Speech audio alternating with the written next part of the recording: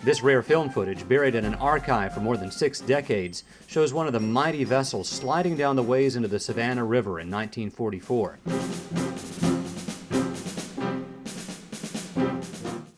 The 2 shipyards that produced Liberty ships in coastal Georgia changed everything for the people of our region and for the economy.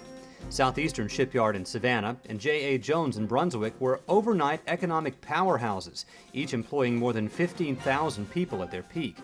In fact, it's not an exaggeration to say these shipyards brought coastal Georgia out of the Great Depression. Yeah, Jones and Savannah shipyards really played I would say, the pivotal role in the economy of coastal Georgia during the World War II years. The population of Brunswick exploded. It was a city of about 10,000, and it really exploded, tripled almost overnight because of the shipyards. Working at the shipyard was more than just a job.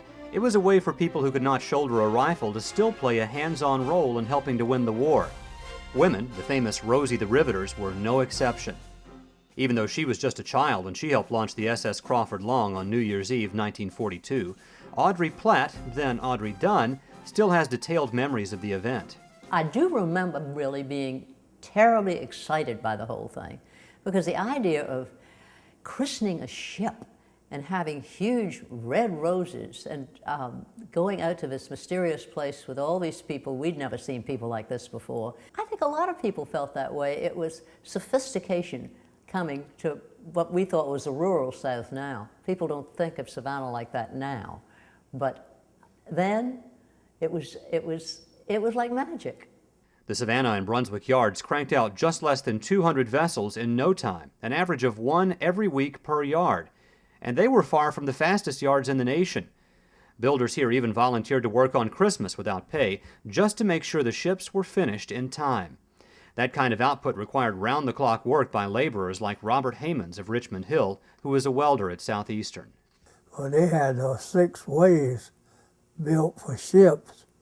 I mean, that one year like that it went 6 wide, just as good as it could be, the size of the ship, and all would be welded up in big sections, and they'd pick it up in them big sections and set it on that ship.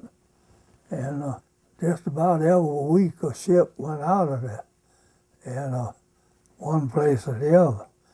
The work was hard and the hours were long, but the laborers pulled.